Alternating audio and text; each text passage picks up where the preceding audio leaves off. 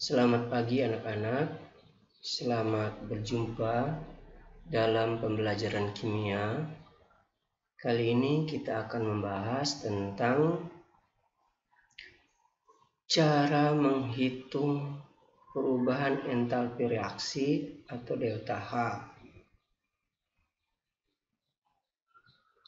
Nah, untuk menghitung entalpi reaksi atau perubahan entalpi reaksi, ada beberapa cara yang kita gunakan. Yang pertama menggunakan kalorimetri, yang kedua menggunakan hukum Hess atau hukum penjumlahan kalor, yang ketiga menggunakan data perubahan entalpi pembentukan standar, dan yang keempat menggunakan data energi ikatan. Namun pada kesempatan kali ini kita hanya membahas dua cara, yaitu menggunakan kalorimetri dan menggunakan hukum Hess atau hukum penjumlahan kalor. Nah, kita mulai dengan kalorimetri. Apa itu kalorimetri? Kalorimetri merupakan cara penentuan energi kalor reaksi dengan menggunakan kalorimeter. Nah, sehingga kalorimeter itu merupakan alat yang digunakan untuk menentukan energi kalor reaksi. Kalorimeter merupakan sistem terisolasi sehingga semua energi yang dibutuhkan atau dibebaskan tetap berada dalam kalorimeter. Dengan mengukur perubahan suhu, kita dapat menentukan jumlah energi reaksi dan entalpi reaksi atau delta H. Nah, kita perhatikan ada dua jenis kalorimeter. Yang pertama, kalorimeter sederhana. Kalorimeter sederhana dapat dibuat dari gelas atau wadah yang bersifat isolator. Artinya tidak menyerap kalor, misalnya styrofoam atau plastik yang berpenutup. Styrofoam merupakan bahan yang dapat menyekat panas dengan cukup baik. Dengan demikian, selama reaksi berlangsung dianggap tidak ada kalor yang diserap maupun dilepaskan oleh sistem ke lingkungan. Sehingga Q larutan sama dengan min mc delta T dan Q reaksi sama dengan min Q larutan, sehingga Q reaksi sama dengan min M kali C kali delta T. Dengan Q reaksi adalah kalor reaksi dalam satuan Joule, M adalah massa zat dalam satuan gram, C adalah kalor jenis zat dalam satuan Joule per gram per derajat Celcius atau Joule per gram per Kelvin. Delta T adalah perubahan suhu, satuannya derajat Celcius atau Kelvin. Nah, delta T merupakan suhu akhir dikurangi suhu awal. T akhir dikurangi T awal. Nah, perhatikan gambar kalorimeter sederhana berikut ini. Ini merupakan kalorimeter sederhana yang sering kita gunakan di laboratorium kita. Nah, ada bagian-bagian. Yang pertama ada penutup, bisa berupa karet atau gabus. Kemudian ada pengaduk. Kemudian ada selubung dari styrofoam atau plastik. Kemudian yang di bagian dalam ada termometer suhu untuk mengukur suhu awal dan suhu akhir. Kemudian ada air dan aluminium.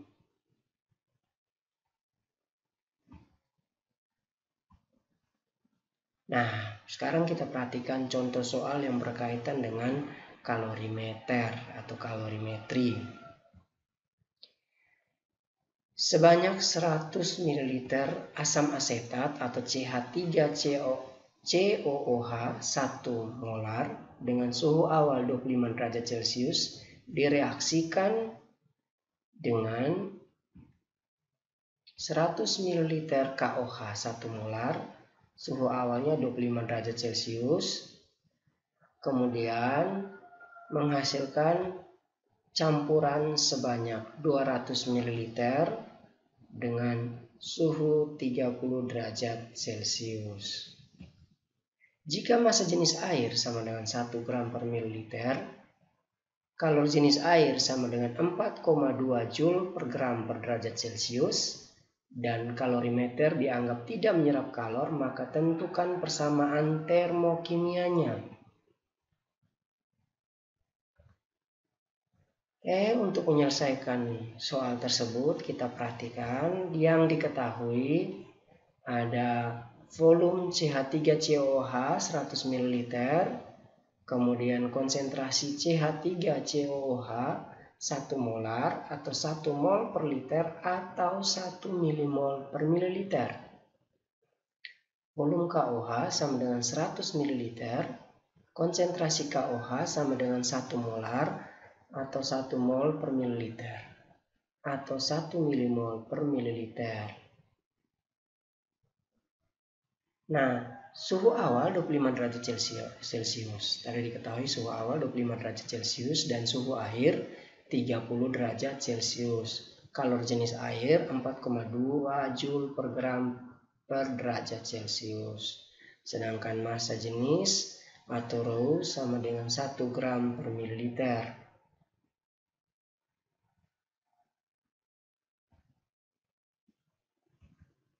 Nah, yang pertama kita lakukan adalah mencari mol asam asetat dengan rumus V kali M, volume dikali molaritas. 100 ml dikali 1 milimol per mililiter sama dengan 100 milimol dan sama dengan 0,1 mol. Mol KOH sama dengan volume dikali molaritas. 100 ml kali 1 milimol per mililiter sama dengan 100 milimol atau 0,1 mol. Nah, untuk mencari mol ini jangan bingung karena di materi kelas 10 kita sudah lewati tentang stoikiometri. Ya, tentang stoikiometri, materi tentang stoikiometri kita pelajari tentang mol dan molaritas, hubungan mol dengan molaritas, hubungan mol dengan volume. Nah, tadi kita perhatikan volume campuran sama dengan 200 ml. Sehingga massa campuran sama dengan massa air. Massa campuran sama dengan volume dikali massa jenis atau rho. Sama dengan 200 ml dikali 1 gram per mililiter. Hasilnya 200 gram.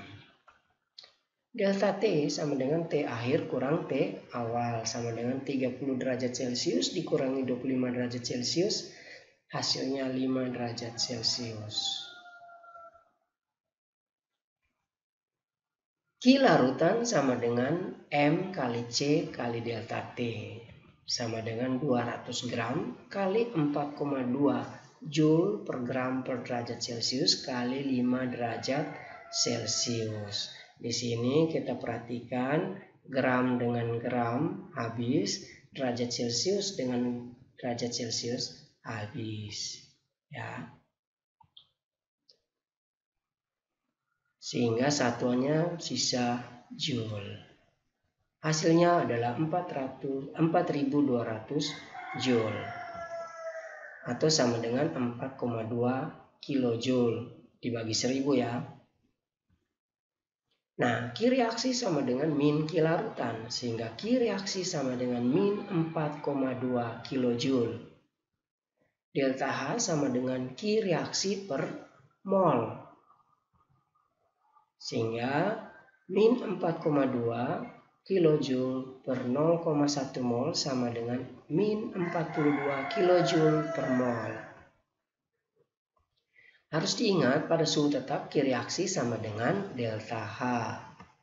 Jadi persamaan termokimianya adalah CH3COOH akus ditambah KOH akus menghasilkan CH3COOK akus tambah H2O liquid dengan delta H sama dengan min 42 kJ per mol.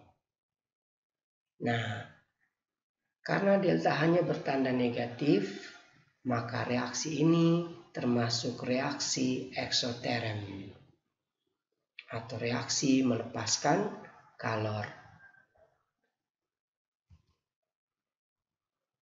Contoh berikutnya biar lebih dipahami ya.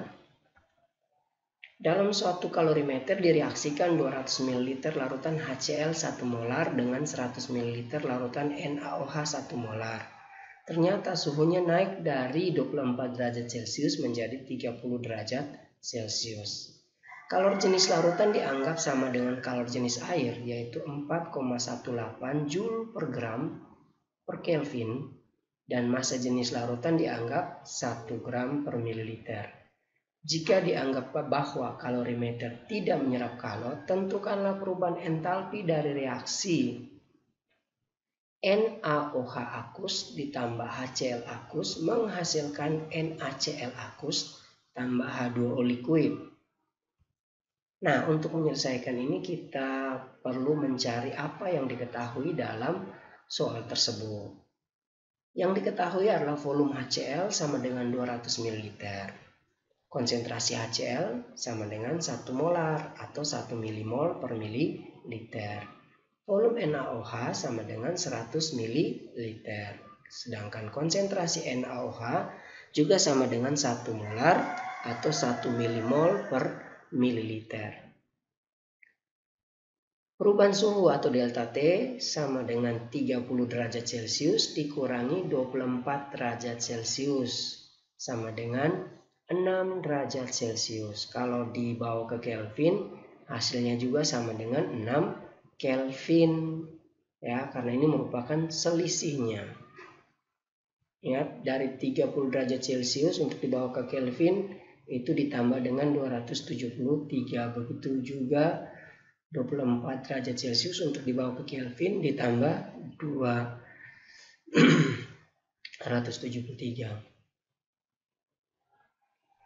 Nah, kalor jenis air yang diketahui adalah 4,18 Joule per gram per Kelvin. Massa jenis atau rho sama dengan 1 gram per mililiter. Volume campuran itu 200 ml ditambah 100 ml. Nah, massa campuran seperti tadi pada contoh pertama adalah volume dikali dengan massa jenis atau rho. Sehingga 300 ml dikali dengan 1 gram per mililiter. Hasilnya 300 gram.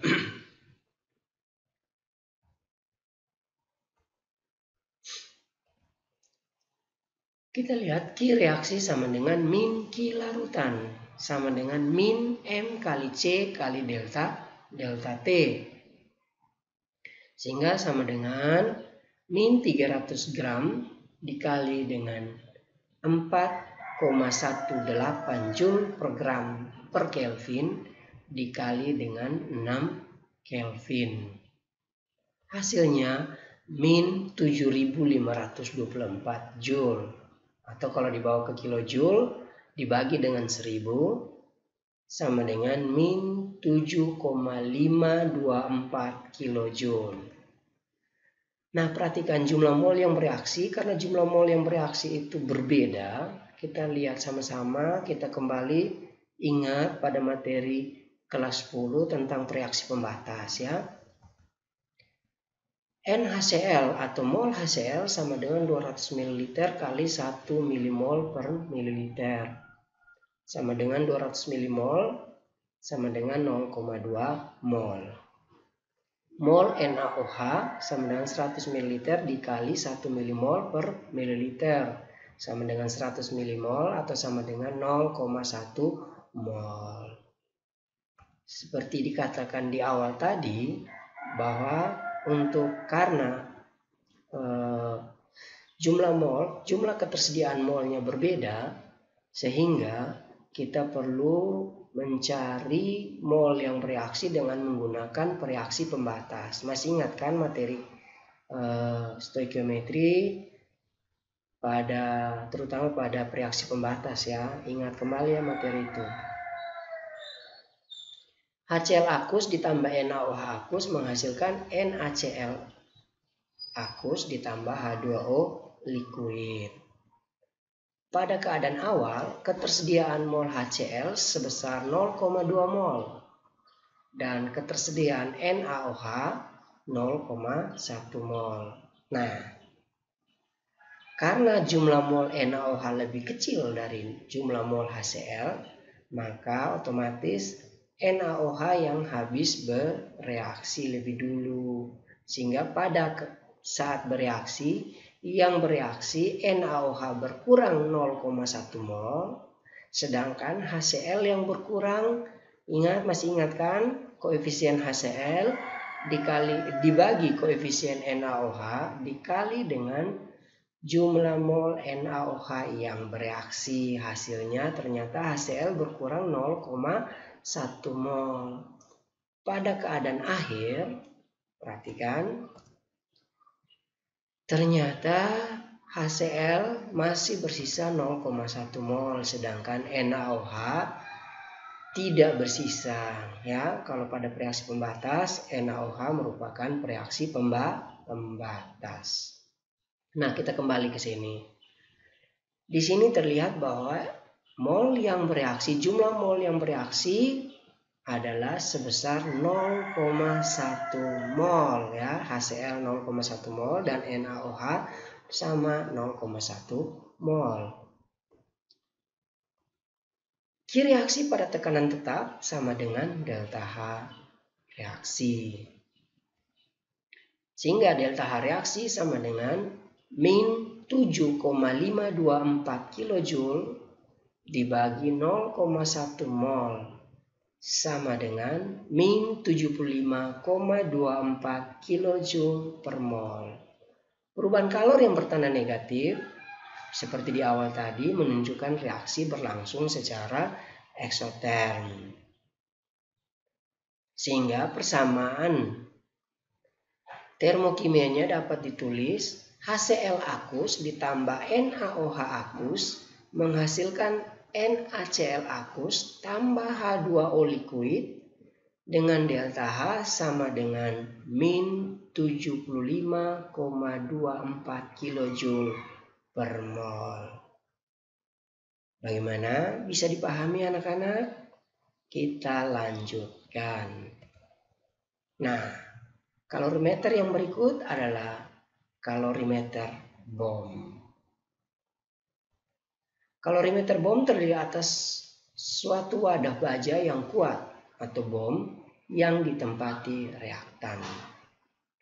Bom itu diletakkan dalam penanas air yang disekat atau diisolasi serta dilengkapi dengan pengaduk dan termometer suhu. Jika kalorimeter juga terlibat di dalam pertukaran kalor, besarnya kalor yang diserap atau dilepas oleh kalorimeter harus diperhitungkan. Kalor yang diserap atau dilepas oleh kalorimeter disebut dengan kapasitas kalor kalorimeter. Ya, lambangnya C kapital atau C besar ya. Secara keseluruhan dapat dirumuskan sebagai berikut. Ki reaksi ditambah Ki kalorimeter ditambah Ki air sama dengan Ki sistem. Ki reaksi ditambah Ki kalorimeter ditambah Ki air sama dengan 0. Atau Ki reaksi sama dengan min Ki kalorimeter ditambah Ki air. Ki kalorimeter sama dengan kapasitas kalorimeter dikalikan dengan delta T atau C yang kapital tadi dikali dengan delta T. Nah, C kalorimeter itu sama dengan kapasitas kalorimeter, satuannya Joule per derajat Celcius atau Joule per Kelvin. Sedangkan delta T perubahan suhu T akhir dikurangi T awal. Satuannya derajat Celcius atau Kelvin. Nah, bisa diperhatikan gambar kalorimeter bom berikut ini ya. Ini merupakan kalorimeter bom. Oke, kita lanjut pada contoh soal. Di dalam satu kalorimeter bom direaksikan 0,16 gram gas metana atau CH4 dengan oksigen berlebihan, sehingga terjadi reaksi CH4 gas ditambah 2O2 gas menghasilkan CO2 gas ditambah 2H2O gas. Ternyata terjadi kenaikan suhu sebesar 1,56 derajat Celcius. Diketahui kapasitas kalorimeter adalah 956 Joule per derajat Celcius. Massa air di dalam kalorimeter adalah 1000 gram dan kalor jenis air 4,18 Joule per gram per derajat Celcius.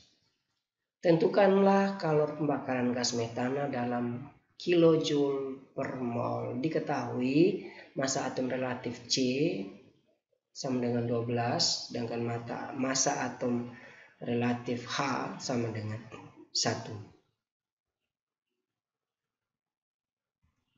Kalor yang dilepas selama reaksi sama dengan kalor yang diserap oleh air dalam kalorimeter dan oleh kalorimeter itu sendiri. Sehingga Q reaksi sama dengan min Q larutan tambah Q kalorimeter. Sekarang kita mencari Q larutannya dulu ya. Q larutan sama dengan M kali C kali delta T. Q larutan sama dengan 1000 gram kali 4,18 Joule per gram per derajat Celcius dikalikan 1,56 derajat Celcius.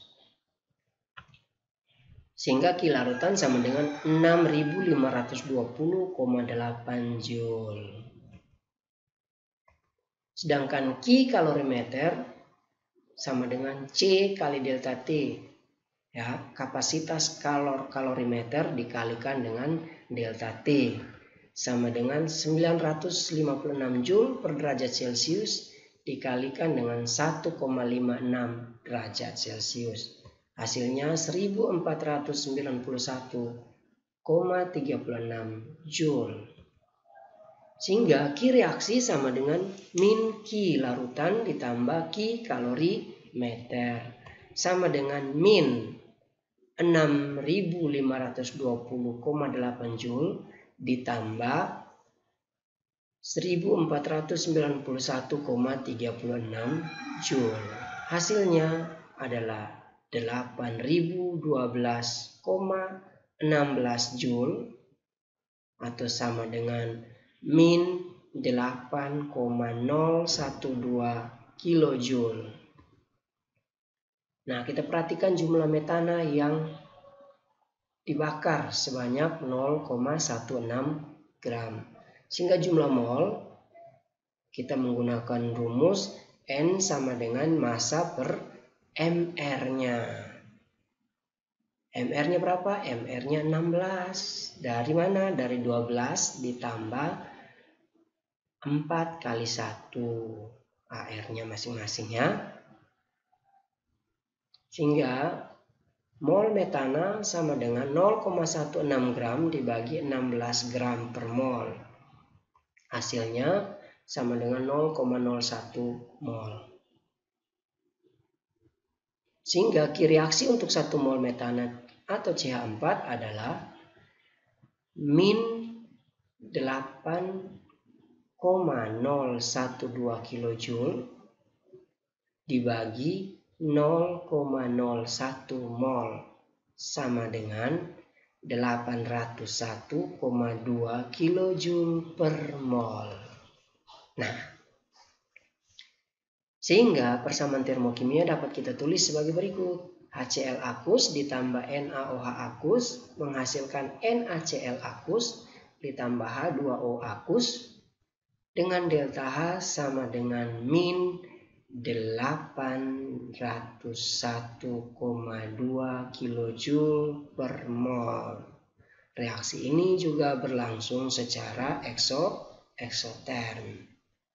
Nah, yang berikut kita lihat, cara yang kedua kita menggunakan hukum Hess atau hukum penjumlahan kalor. Nah, postulat hukum Hess kita lihat dikatakan kalau reaksi yang dibebaskan atau diperlukan pada suatu reaksi tidak bergantung pada jalannya reaksi, tetapi hanya bergantung pada keadaan awal dan akhir reaksi. Atau dapat dituliskan, perubahan entalpi suatu reaksi tetap sama, baik berlangsung dalam satu tahap maupun beberapa tahap. Nah, untuk memahami postulat hukum Hess, kita perhatikan contoh berikut ya. Reaksi pembentukan CO2 gas yang dapat berlangsung dengan dua cara. Yang pertama melalui satu tahap, yaitu C solid ditambah O2 gas menghasilkan CO2 gas. Masing-masing 1 mol. Koefisiennya 1 kan? Perhatikan itu ya. Kemudian yang kedua melalui dua tahap. Tahap pertama, 1 mol karbon bereaksi dengan setengah mol oksigen. Setengah molnya bersisa sehingga terbentuk 1 mol karbon monoksida ya. C solid tambah setengah O2 gas menghasilkan CO gas. Dan berlangsung pada tahap kedua, gas karbon monoksida yang dihasilkan pada tahap pertama bereaksi lagi dengan setengah mol O2 yang tersisa tadi sehingga terbentuk 1 mol CO2. Reaksinya bisa kita tulis CO gas tambah setengah O2 gas menghasilkan CO2 gas. Nah, coba perhatikan tahap pertama dan tahap kedua. Nah, menurut cara yang kedua ini dijumlahkan, ternyata hasilnya sama dengan cara pertama, yaitu reaksi 1 mol karbon dengan 1 mol oksigen membentuk 1 mol CO2. Ya, perhatikan kalau kita jumlahkan, C solid pada tahap 1, C solid tambah setengah O2 gas menghasilkan CO gas. Tahap kedua, CO gas ditambah setengah O2 gas menghasilkan CO2 gas. Sehingga kalau reaksi kedua tahap ini dijumlahkan, hasilnya C solid ditambah O2 gas menghasilkan CO2 gas. Ya, kalau pada ruas kiri dan ruas kanan sama, itu kita kurangi. Sedangkan pada ruas yang sama, kita jumlahkan ya. Pada tahun 1940 Henry Hess menemukan bahwa kalau reaksi dari kedua cara adalah sama. Nah, cara pertama C solid tambah O2 gas menghasilkan CO2 gas delta H-nya sama dengan min 394 kJ. Sedangkan cara kedua kita perhatikan tahap 1 C solid ditambah setengah O2 gas menghasilkan CO gas. Delta H sama dengan min 111 kJ. Tahap kedua, CO gas yang terbentuk tadi bereaksi lagi dengan setengah O2 gas yang bersisa menghasilkan 1 mol CO2 gas. Delta H-nya sama dengan min 283 kJ. Jika kedua tahap ini kita jumlahkan, maka hasilnya seperti tadi. C solid tambah O2 gas menghasilkan CO2 gas. Delta H-nya juga dijumlahkan. Hasilnya min 394 kJ. Bagaimana? Sama bukan? Antara tahap antara reaksi yang berjalan satu tahap dengan hasil akhir dari reaksi yang berjalan dua tahap. Oke. Nah, untuk lebih dipahami, kita perhatikan contoh berikutnya. Diketahui reaksi 1, H2 gas tambah F2 gas menghasilkan 2HF gas. Delta H sama dengan min 537 kJ. Reaksi 2, C solid tambah 2F2 gas menghasilkan CF4 gas. Delta H sama dengan min 680 kJ. Reaksi ketiga, 2C solid tambah 2H2 gas menghasilkan C2H4 gas. Delta H sama dengan positif 52,3 kilojoule.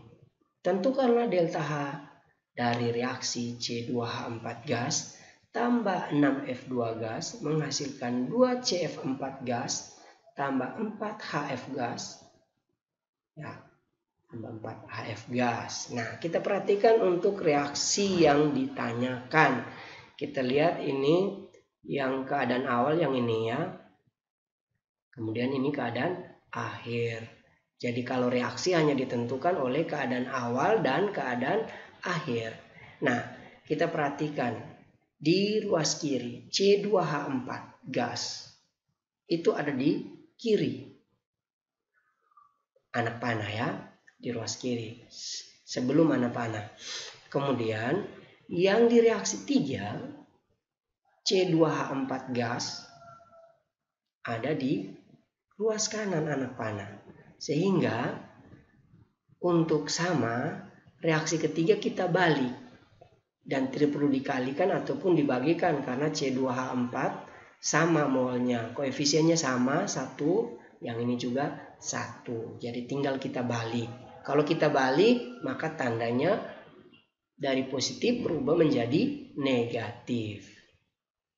Kemudian kita perhatikan yang berikut. Ada 6F2 ya, 6F2.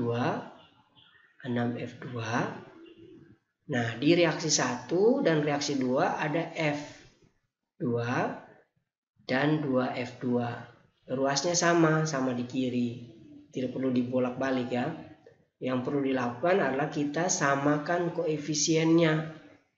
Sehingga untuk reaksi pertama kita kalikan dengan 2. Ya, kita kalikan dengan 2. Koefisiennya dikalikan dengan 2 sehingga semuanya harus dikalikan 2. Ini dikalikan 2, delta hanya juga dikalikan dengan 2. Kemudian untuk reaksi yang kedua juga dikalikan dengan 2. Ya. Kenapa harus dikalikan dengan 2? Karena di sini 2CF4, di sini CF4, koefisiennya 1, di sini koefisiennya 2. Sehingga 2 ini dikalikan dengan untuk reaksi 2 semuanya dikalikan dengan 2. Begitupun delta H-nya juga dikalikan dengan 2. Nah, kita perhatikan penjelasannya lebih lanjut. Nah, kita lihat reaksi pertama setelah dikalikan 2. 2H2 tambah 2F2 menghasilkan 4HF gas. Delta H-nya menjadi min 1074 kilojoule. Kemudian reaksi kedua setelah dikalikan 2C solid ditambah 4F2 menghasilkan 2CF4 gas. Delta H-nya menjadi min 1360 kilojoule. Reaksi ketiga setelah dibalik, C2H4 gas menghasilkan 2C solid ditambah 2H2 gas. Delta H-nya berubah menjadi min 52,3 kilojoule. Nah, sekarang tinggal kita jumlahkan reaksi tersebut. Ya, hasilnya C2H4 gas tambah 6F2 gas menghasilkan 2CF4 gas tambah 4HF gas dengan delta H sama dengan min 2486,3 kilojoule. Semoga penjelasan ini bisa membantu kalian untuk memahami cara menentukan perubahan entalpi reaksi dengan menggunakan hukum Hess. Tahapan reaksi yang berkaitan dengan entalpi reaksi dapat juga digambarkan dengan diagram bertingkat atau siklus. Rute reaksi di atas digambarkan oleh Henry Hess dengan siklus energi yang dikenal dengan siklus Hess. Delta H1 sama dengan delta H2 tambah delta H3. Ya, kita perhatikan 2C grafit ditambah 2O2 gas. Ya. Delta H1 min 784 kJ. Ini lintasan pertama menghasilkan 2 CO2 gas. Ini keadaan awal dan ini keadaan akhir. Nah, reaksi ini juga bisa berjalan dalam 2 tahap, yaitu C tambah O2 menghasilkan 2 CO gas ditambah O2 gas. Delta H2-nya min 222 kJ. Nah, ini merupakan lintasan kedua. 2 CO gas tambah O2 gas menghasilkan 2 CO2 gas. Delta H3 sama dengan min 566 kJ. Delta H1 sama dengan delta H2 tambah delta H3. Ya, hasil min 788 kJ ini merupakan hasil penjumlahan dari min 222 ditambah min 566 kJ. Oke, untuk lebih memahami kita perhatikan contoh soal berikut. Perhatikan diagram entalpi berikut, kemudian tentukan delta H-nya atau delta H2, ini maksudnya adalah delta H2 bukan delta H3 ya. Reaksi pertama, N2 gas tambah 2O2 gas menghasilkan 2 NO2 gas. Delta H1 sama dengan positif 66,4 kJ. Reaksi kedua, N2 gas tambah 2O2 gas menghasilkan 2 NO gas tambah O2 gas. Ini adalah delta H2 bukan delta H3 ya, berubah, terbalik ini. Delta H2 itu diketahui X kilojoule. Sedangkan delta H3 itu merupakan hasil dari reaksi 2 NO gas tambah O2 gas menghasilkan 2 NO2 gas. Ya, delta H2-nya sama dengan min 114,1 kJ. Nah, delta H1 seperti di awal tadi sebelumnya, delta H1 adalah delta H2 atau delta H1 sama dengan delta H2 ditambah delta H3. Ya, sehingga delta H2 sama dengan delta H1 dikurangi delta H3. X sama dengan 66,4 kJ dikurangi min 114,1 kJ. Ingat, kalau menurut matematika, min kali min adalah plus ya.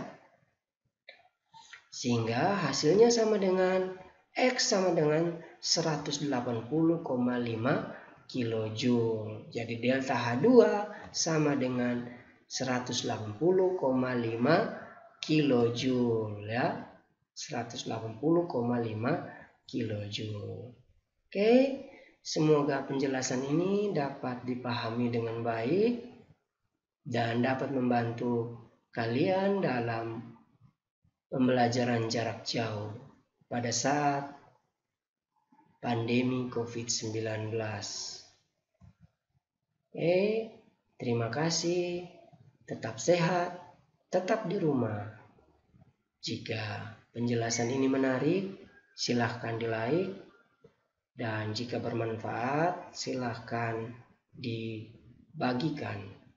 Dan untuk membantu kami untuk membangun channel ini, maka kami memohon bantuan untuk subscribe dan bunyikan lonceng untuk semua, sehingga kalian akan mendapatkan notifikasi jika ada video pembelajaran yang terbaru dari saya. Terima kasih, salam sehat, dan salam tangguh.